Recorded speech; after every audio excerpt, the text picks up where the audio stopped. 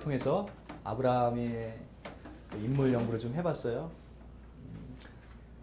앞으로 이제 그 아브라함과 이삭과 야곱과 요셉 4대 족장이라고 불리우죠. 물론 요셉은 이제 족장은 아닙니다. 어쨌든 4대 인물이 나오는데요. 그 전에 창조, 타락, 홍수, 바벨탑 그렇게 4가지 사건과 12장을 기점으로 해서 4명의 인물이 창세기 전체에 흐르는 그 사건 또 인물의 내용입니다. 아브라함이 그 첫 인물인데요. 저희들이 익히 그 전에 알았던 아브라함에 대한 평가, 믿음의 조상. 그래서 어떤 내용을 읽던지 아브라함은 믿음이 있었고 하나님을 정말 깊이 사랑하고 순종했다. 이러한 기본적인 연역적 그 전제들을 우리가 갖고 있는데 그게 맞는지 한번 귀납적 방법을 통해서 살펴보는 시간 계속 갖도록 하겠습니다. 자, 12장 중반절부터 제가 카야즘으로 한 부분 소개하고 그 다음에 13장으로 넘어가기 원합니다. 자, 10절부터 한번 볼게요. 12장 10절 보면요. 아브라함이 어디로 내려갑니까? 그죠? 가나안 땅 팔레스타인에 기근이 들어서요. 애굽으로 내려갑니다. 그래서 소제목을 애굽으로 내려간 아브라함 이렇게 한번 잡아보는 거예요. 애굽으로 내려간 아브람 10절이죠. 그 다음에 11절부터요 16절 상반절까지 이런저런 이 사건을 통해서 잡히게 됩니다. 아브람이요. 그죠? 사례와 함께 누구에게 잡히죠?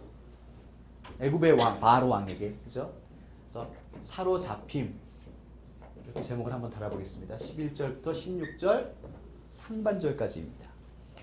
자, 그 다음에 18절로 갈게요. 18절, 19절은요.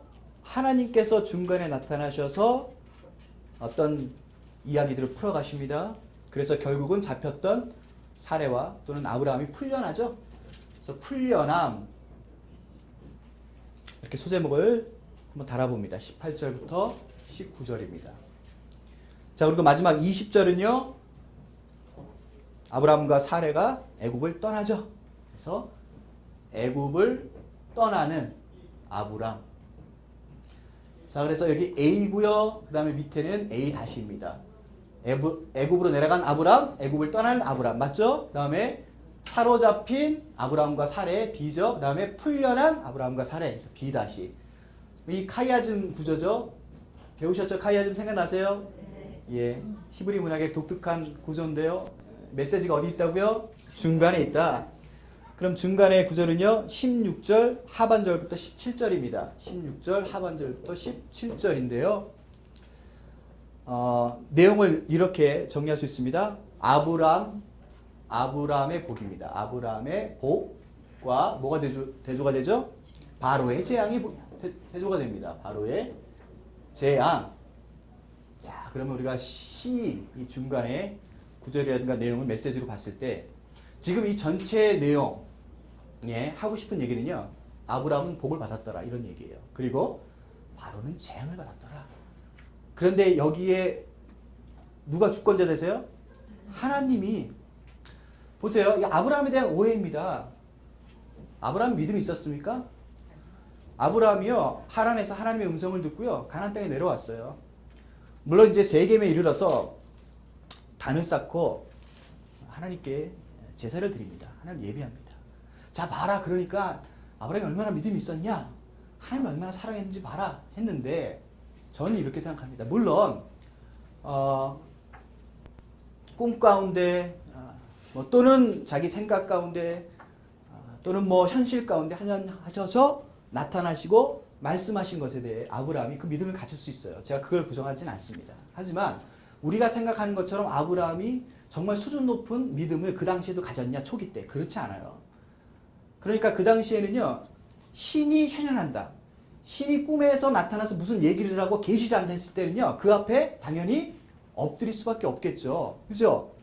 어떤 신인지는 자세히 모르겠지만 어쨌든 나보다 능력 있는 어떤 신이 내 꿈 가운데 현실 가운데 나타나서 어떤 얘기를 턱 하는 거야. 그러면 이제 그 가운데 두려움과 공포가 있겠죠. 또는 아주 깊은 경외심도 있을 수 있겠어요. 그래서 그 신을 만난 것을 기리기 위해서 단을 쌓고 제사를 드렸다. 그건 당시에는 아주 흔한 일입니다.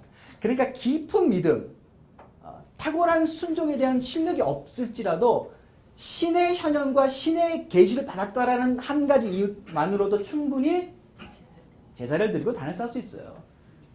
그러니까 그 부분을 우리가 아브라함의 전체 인생을 놓고 평가를 해야지, 아브라함은 믿음의 조상이니까 처음부터 무조건 하나님이 누군지 알았고 하나님을 무조건 깊이 사랑했고 하나님 말씀이면 무조건 다 순종했다, 이렇게 그냥 정리하고 가면요, 아브라함이 영웅이 됩니다. 그리고 하나님은 아브라함 뒤에 숨으시죠, 오히려. 그래서 하나님을 볼 수 없는 잘못된 신앙을 우리가 가질 수 있어요. 그래서 내 인물이 나오는데 내 인물 다 큰 그림 안에서 그들의 인생 전체 가운데 부분을 해석하셔야 돼요. 아브라함도 마찬가지입니다. 보세요. 그 증거가 이겁니다. 아브라함이 정말 믿음이 있었고 아브라함이 정말 하나님을 깊이 알았고 그래서 생명의 가치와, 그죠? 그 다음에 그 생명의 주관자이신 하나님의 통치와 다스림을 누구보다 깊이 이해했다고 한다면 어떻게 자기 아내를 누이라고 속이겠습니까? 그죠? 그럴 수 없다라는 거죠. 그래서 이 구절과 이 내용을 저는 보면서 아브라함만큼 참 파렴치한 사람 없다, 저는 그렇게 봐요. 믿음 없었습니다, 아브라함. 하나님 잘 몰랐어요. 하나님의 통치가 뭔지 몰랐다라는 거예요. 하나님이 하신 언약이 무슨 내용인지 잘 이해를 못했다라는 거예요. 그건 나중에 14, 15, 16장 계속 같이 한번 보시다 보면요, 분명하게 그렇구나라고 여러분들이 아브라함에 대한 재평가의 시작을 다시 하실 거고요. 그래서 우리가 아브라함 죽이자 그런 얘기가 아니라 이겁니다. 목적은 도대체 이런 아브라함을 하나님께서 왜 부르시고 구원하셨으며, 이런 파렴치한 아브라함이 어떻게 자기 독자 사랑하는 하나뿐인 아들 이삭을 하나님께 바치는 순종의 사람까지 가게 됐느냐를 그 인생의 정과정을 통해서 우리가 바라다보는 거예요. 그럼 그건 아브라함의 믿음이 있어서가 아니라 하나님이 신실하셔서 이런 일이 일어날 수밖에 없다라는 메시지를 우리에게 주는 거죠. 지금 광야 땅 가운데 삶을 살고 있는 오할에게도 마찬가지 메시지를 주십니다. 오할 원독자들이 잘나서 믿음이 있어서가 아니에요. 성실하고 의의가 있고 애굽 사람보다 구원받을 만한 조건이 많아서 하나님께서 구원하신 게 아니라니까요. 하나님의 주권과 하나님의 언약 때문에 하나님께서 그들을 긍휼히 여기사 출애굽시키셨어요. 그리고 그들이 지금 광야의 땅 가운데 삶을 살고 있습니다. 그들이 이 12장과 아브라함의 전 인생을 통해서 배워야 될 메시지가 하나가 있다면은, 나는 할 수 없지만 하나님께서 하신다는 거예요.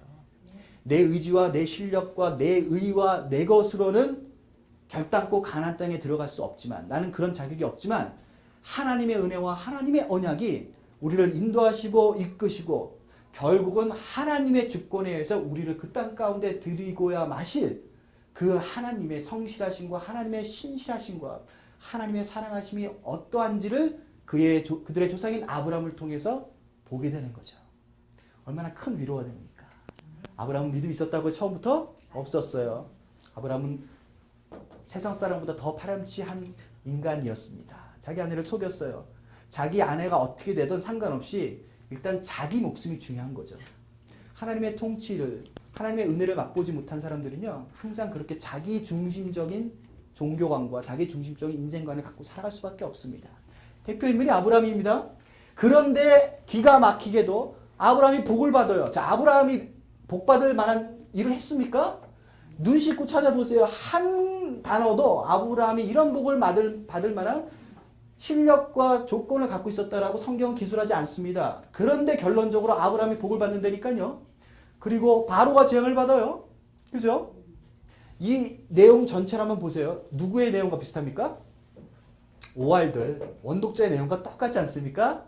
그죠? 야곱의 70명의 식솔들이 팔레스타인의 기근을 피해서 어디로 내려옵니까?